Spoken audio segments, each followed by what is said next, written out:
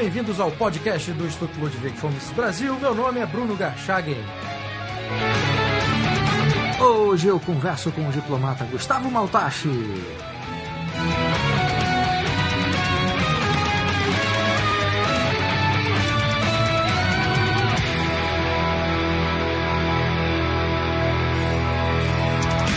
Seja muito bem-vindo, Gustavo.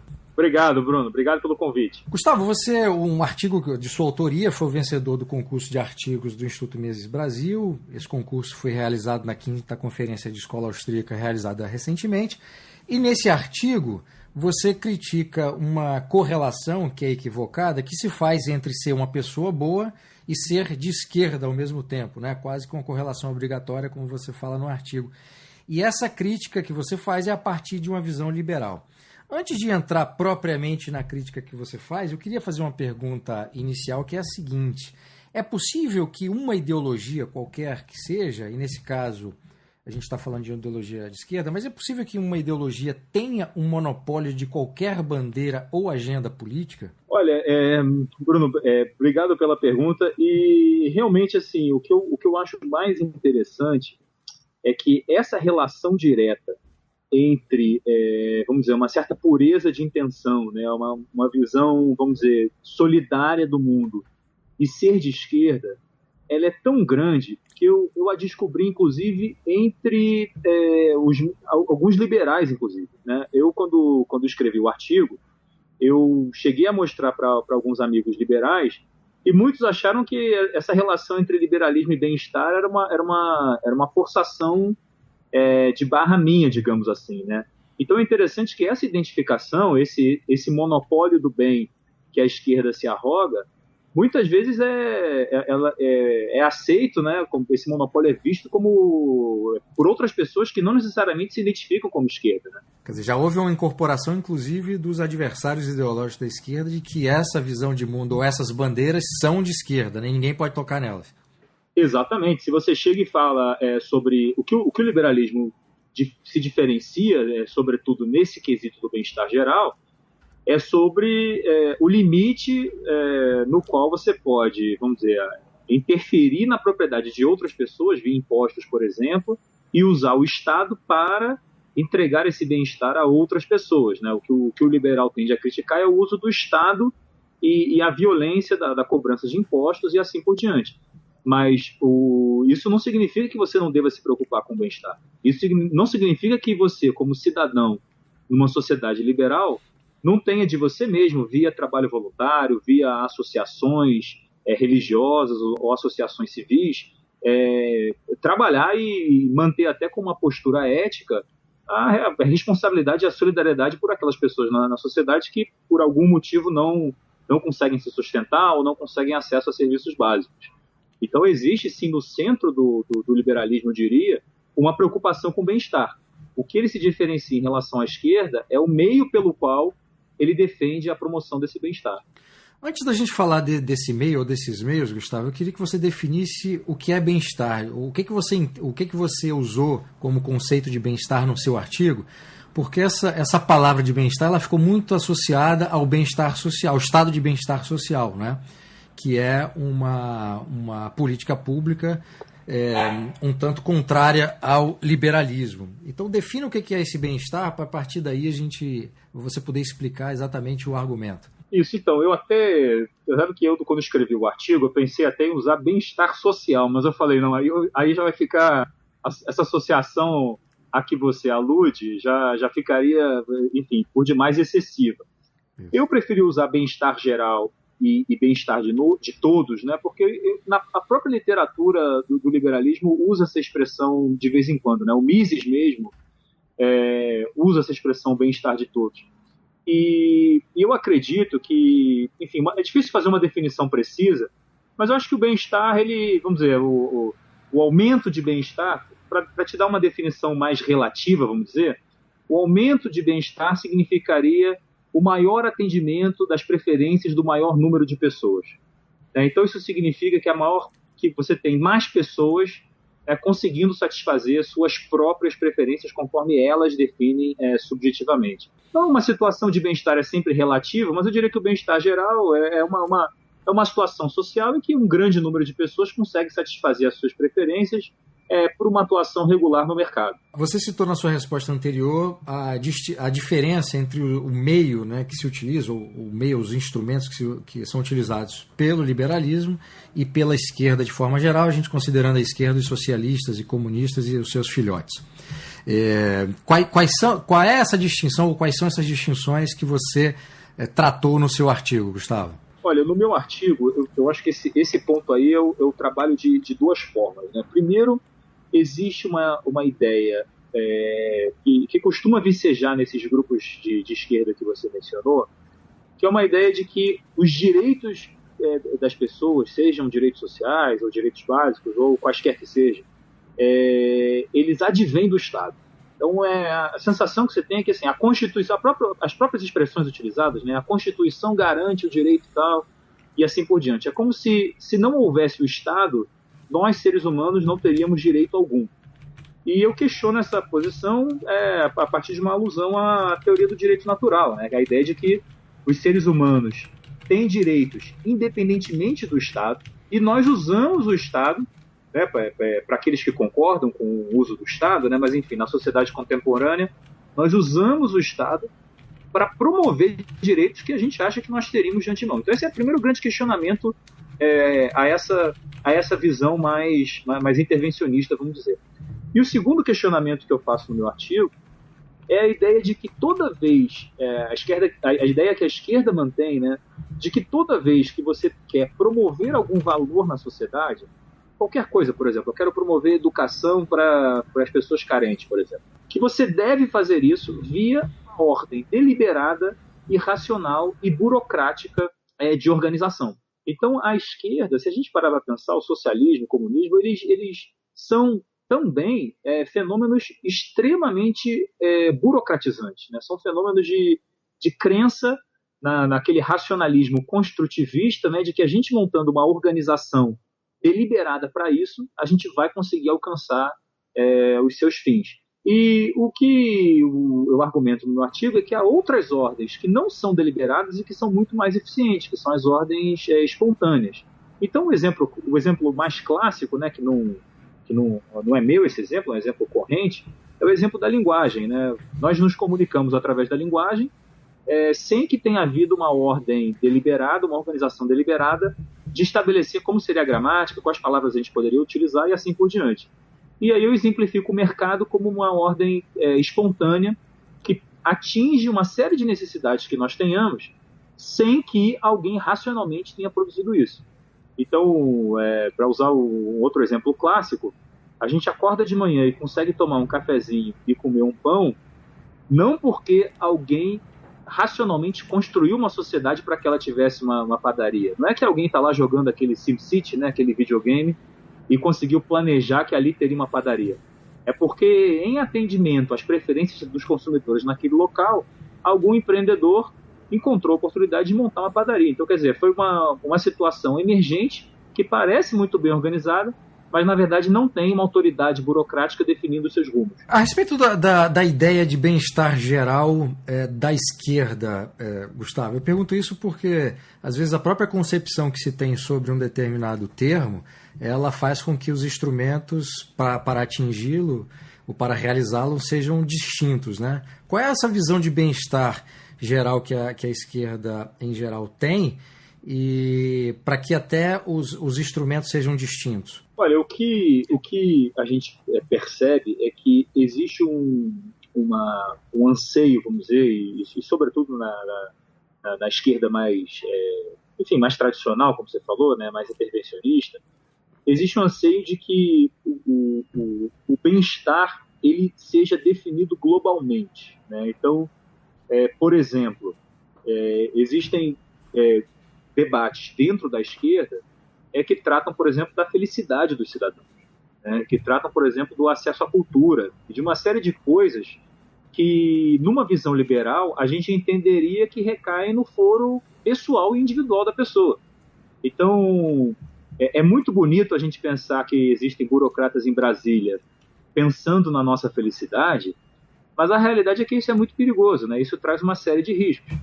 Na realidade, o que a gente quer é que, no máximo, se é para ter um Estado, que ele produza aqueles requisitos, vamos dizer, aquelas demandas mínimas, né, de segurança, defesa da propriedade privada e assim por diante, e que essas outras características do bem-estar, que sem dúvida são importantes na vida de uma pessoa, como felicidade, religião, inclusive, ou o que seja, que isso recaia sobre o foro individual e que o Estado e as ordens burocráticas não se interfiram nisso. Não sei se eu entendi sua pergunta ou se era nessa linha. Não, era isso mesmo. Eu queria usar até a parte final da sua resposta, quando você falou de segurança pública, e recuperando aquilo que você falou no início da nossa entrevista sobre a concepção relativa a respeito do bem-estar, né? E um problema que nós temos muito grande no Brasil é justamente segurança pública. E um dos temas que você citou aqui, como sendo algumas pautas que você fez um comentário, né, é o direito de defesa. E esse é um debate que está acontecendo neste momento no Congresso Nacional acerca de um projeto de lei que alteraria o Estatuto de Desarmamento. Como é que fica no caso do Brasil, para a gente usar um exemplo concreto, Gustavo, como é que fica no caso do Brasil essa ideia do direito de defesa? E a gente tem esse vínculo muito forte ainda, que a segurança pública tem que ser exercida pelo Estado, ao mesmo tempo que o Estado não provê a segurança pública e proíbe o cidadão de ter acesso à compra e ao porte de arma. Isso, então, eu menciono, depois eu vou mencionar, vou falar primeiro sobre o assunto em geral, depois eu menciono exatamente o que eu disse no artigo, mas é interessante esse debate. Eu acho que, assim, em primeira análise, eu defendo, vamos dizer, uma autodeterminação das sociedades. Então, eu vejo essa falta de federalismo no Brasil muito deletéria para o debate público, sabe? Eu acho que, inicialmente, esse tipo de assunto deveria ser discutido no âmbito dos estados ou, inclusive, no âmbito das cidades. E aí, eventualmente, se houver uma cidade em que você tem uma extrema maioria que seja contra o porte de arma, também é direito desse grupo. Quer dizer, eventualmente, talvez a gente não queira morar lá e tal, mas é também um direito desse grupo. Então, eu defendo, primeiro, assim, uma descentralização. Eu acho que a descentralização é uma das pautas fundamentais da liberdade e de permitir que os grupos vamos dizer, se decidam o que é melhor para si. Agora, sem dúvida alguma, a segurança pública, que é um dos assuntos prioritários do Estado, e não é eficiente, como a gente bem sabe, né? O Brasil é um dos países com o maior número de homicídios do mundo, é sem dúvida uma invasão enorme no direito de defesa do cidadão, você retirar a arma dele e retirar o direito de escolha dele. Ninguém está dizendo também que todo cidadão é obrigado a andar armado. O que se está dizendo é que o Estado não tem o direito de impedir o cidadão que assim o queira fazer. E é interessante que nesse tipo de debate, Bruno, a gente percebe um certo paternalismo de grupos de esquerda, que em geral são os grupos que defendem o empoderamento. Eu sei que eu talvez como dentro do movimento liberal, não sei se a palavra empoderamento ela é muito popular. Certamente não. Certamente não, mas eu vou te falar, eu gosto dela. Eu acho que o mercado empodera o indivíduo. Eu acho que menos Estado empodera o indivíduo. Assim, eu gosto de usar o vocabulário da esquerda para mostrar a contradição da própria esquerda, né? Então, assim, como que retirar o direito do cidadão de se defender pode empoderá-lo? E como que retirar a escolha dele, né? E aí o exemplo que eu dou, aí chegando já no artigo, o exemplo que eu dou no artigo, Bruno, que eu acho que é interessante, é que é o seguinte, isso não é contraditório com a própria leitura da realidade que a esquerda faz? Então, por exemplo, a gente não vive numa cultura do estupro, segundo a esquerda, a gente não vive num ambiente de machismo exacerbado e de violências diárias cometidas contra as mulheres? Então, por que nós vamos retirar das mulheres o direito de andarem armadas, por exemplo? Não é contraditório? Então, uma mulher parada num ponto de ônibus à noite, sozinha, será que ela não tem o direito de botar uma arma na cintura, se ela quiser? E ainda que ela não queira, somos nós que temos o poder, ou devemos nós ter o poder de dizer que ela não pode fazer isso? Então, eu acho que pensando por esse lado, né, pensando por o lado do direito de escolha do cidadão, a resposta fica muito clara, e ainda que o Estado tivesse capacidade de promover uma boa segurança pública, ainda assim eu acho que isso recairia dentro do direito de escolha do indivíduo. Aliás, um exemplo concreto aí de um vídeo que tem rolado na internet nos últimos tempos, disso que você falou, Gustavo, é de uma taxista numa cidade do Nordeste, cujo nome agora eu não me recordo, que ela, motorista de Uber, que foi chamada por taxistas, os taxistas queriam cercar o carro do Uber, não sabiam que era uma mulher, a mulher chegou e estava armada, porque se não tivesse... Excelente, não, mas é isso, assim, não tem... eu sei que existe uma série de questões que o indivíduo deve avaliar em relação à sua segurança, à sua habilidade em manejar a arma, tudo isso, mas isso é uma decisão de foro individual. Eu acho excepcional que uma mulher tenha podido sair de uma situação difícil dessa por causa disso.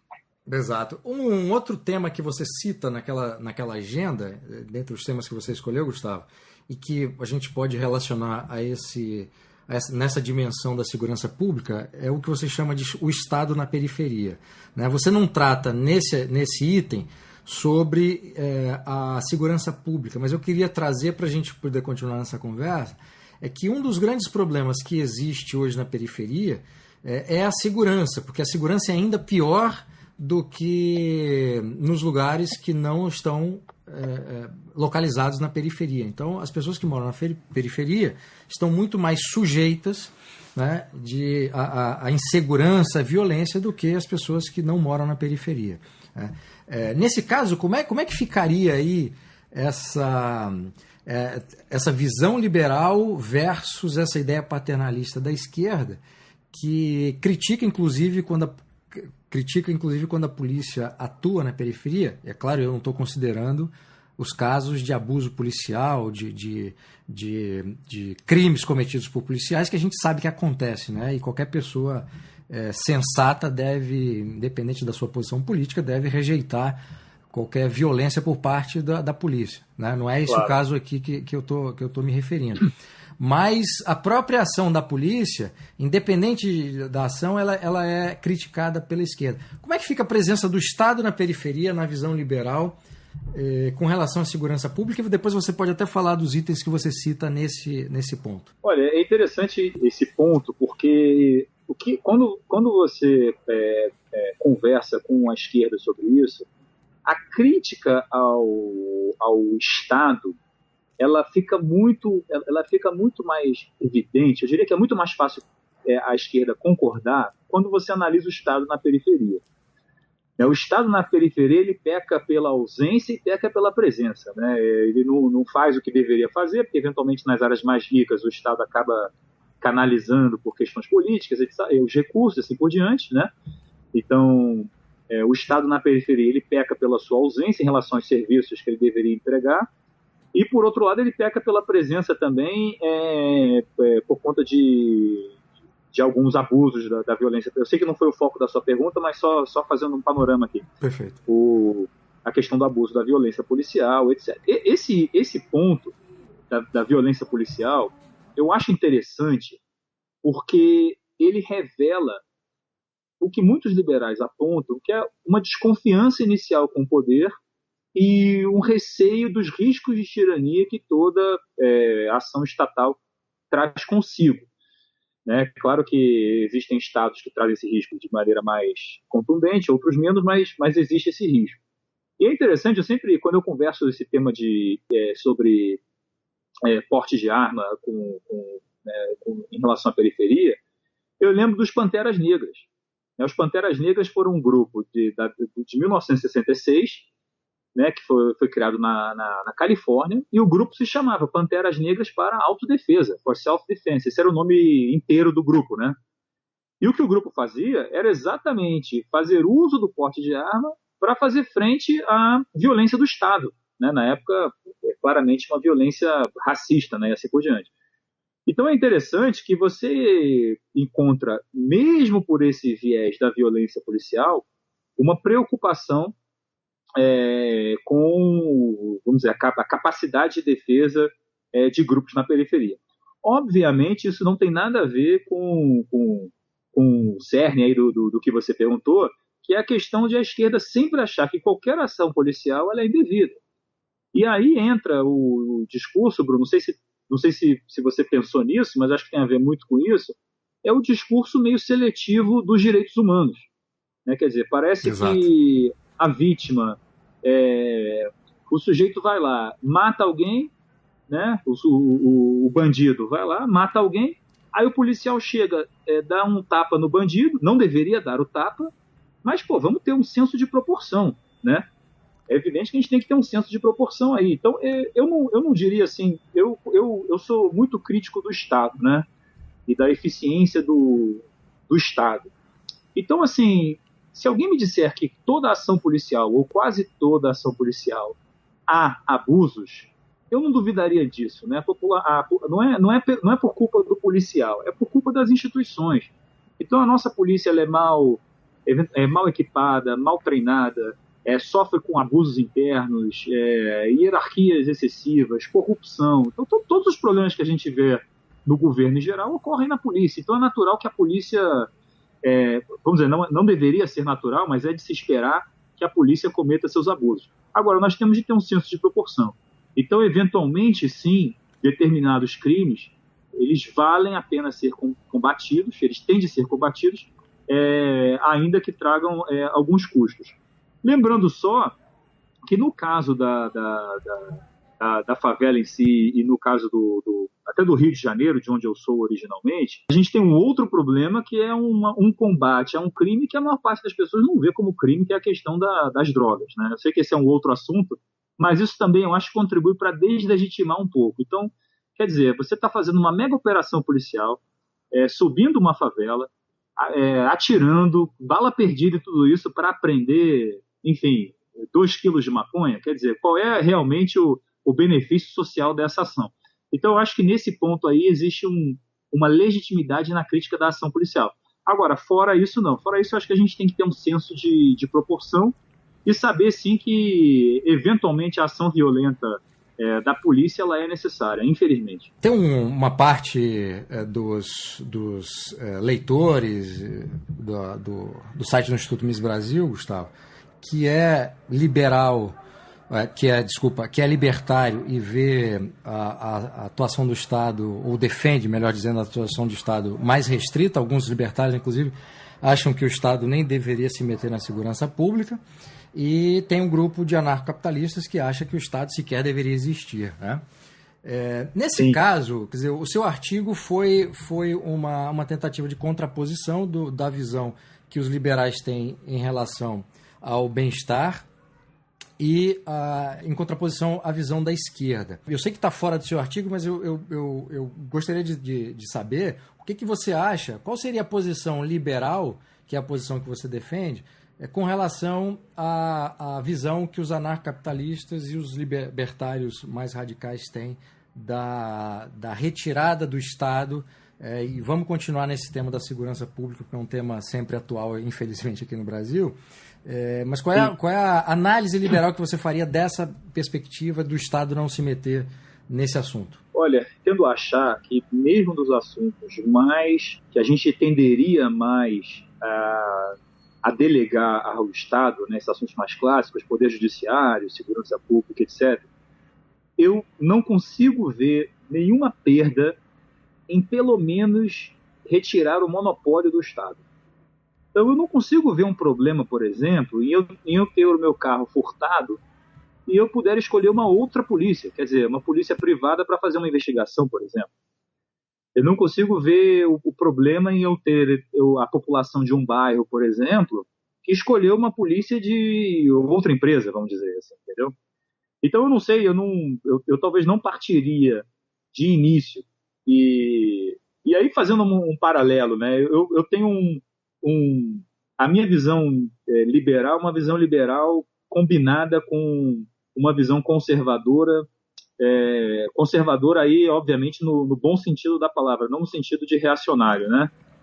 E que quem escuta você, Bruno, já sabe disso, mas eu preciso dizer isso para o público em geral. Sim, é bom fazer essa distinção, de fato. É bom, exatamente. Então, assim, eu vejo o conservadorismo como uma prudência, como temperança, né? Então, eu não vejo por que de um dia para outro você vai abolir a polícia do Estado, né? Eu não defenderia isso de imediato. O que eu defenderia, sim, é o fim do monopólio. E, de certa forma, isso já existe, né? Quer dizer, quando a gente vai a shopping center, quando a gente vai a condomínios fechados, exato, segurança privada de festas, de certa maneira a gente já caminha para isso. Agora me diz uma coisa, Gustavo, para encerrar aqui, existe alguma pauta nessa investigação que você fez para o seu artigo, ou agenda, melhor dizendo, que a esquerda se apropriou e que o liberalismo ainda não elaborou alguma resposta, ou todas essas pautas que a esquerda apresenta já há uma resposta mais adequada por parte dos liberais? Olha, eu acho que muitas dessas pautas, eu coloquei no meu artigo até uma visão resumida de cada uma dessas pautas, né? Porque eu acho que muitas delas, elas não me parecem terem sido elaboradas como poderiam ser. Então, muito dessa questão, por exemplo, da ocupação em favela, da questão, por exemplo, das terras indígenas, são pautas que você fala sobre isso em círculos liberais, e parece que você esquerdizou, né? Como alguns costumam dizer. Se você me permite a palavra. Vamos lá. Mas, assim... mas, na verdade, são pautas, cara, fundamentais. Então, assim, eu vejo, por exemplo, o pessoal de esquerda fazendo passeata contra a hidrelétrica em terra indígena. Isso é uma pauta eminentemente liberal, pô. A gente está defendendo a propriedade privada de um grupo. Não importa que grupo seja. Então, assim, se você quer construir uma hidrelétrica dentro de um território que é de uma determinada tribo ou grupo indígena, você tem que negociar com eles. Você tem que pagá-los, você tem que oferecer alguma coisa em troca. Se eles não aceitarem, você tem que aumentar o preço. E se eles não quiserem no final, eles não quiseram. O Estado não tem que sobrepor o interesse, o suposto interesse nacional, o interesse público, acima do direito de propriedade daqueles que estão ali. Então, eu gostaria muito, assim, acho que é uma agenda, talvez, para o movimento liberal ter, de alcançar esses grupos e dizer, olha, vocês acham que a tutela do Estado que a esquerda oferece é boa para vocês, mas olha essa visão liberal aqui. Ela não é muito mais, não é muito mais, vamos dizer, empoderadora para vocês? Quer dizer, vocês não têm muito mais autonomia com esse tipo de agenda para as bandeiras de vocês? E eu dei exemplo da terra indígena, mas isso vale para várias outras, para casamento homossexual, para legalização de drogas, para a questão de ocupação em favela. Né? Você tem aqui em Brasília, por exemplo, um movimento grande de desocupação de favelas em terras do Estado. Então, quer dizer, são pessoas que não têm onde morar, estão ocupando uma terra que ninguém estava usando, e o Estado desocupa para continuar sem usar simplesmente porque é do Estado. Quando, numa visão liberal, o Estado não tem que ser dono de terra, quer dizer, ele tem que ser dono no máximo da terra que está embaixo do prédio público, né? Mas embaixo do Congresso e assim por diante. Mas não é função do Estado acumular propriedades, né? E restringir a oferta de terra assim para outras pessoas. A questão do camelô, dos vendedores ambulantes, a questão de diversidade de educação nas escolas e assim por diante. Então, eu acho que é uma série de pautas, sim, que nós liberais poderíamos, vamos dizer, elaborar de uma maneira mais eficaz, porque há muita gente que defenderia essas ideias por um viés liberal, mas apenas elas não sabem que esse viés existe. Perfeito. Gustavo, muitíssimo obrigado pela entrevista, parabéns mais uma vez aí pelo seu artigo premiado. Muito obrigado, e para mim é uma honra sempre conversar com você. Obrigado. Obrigado.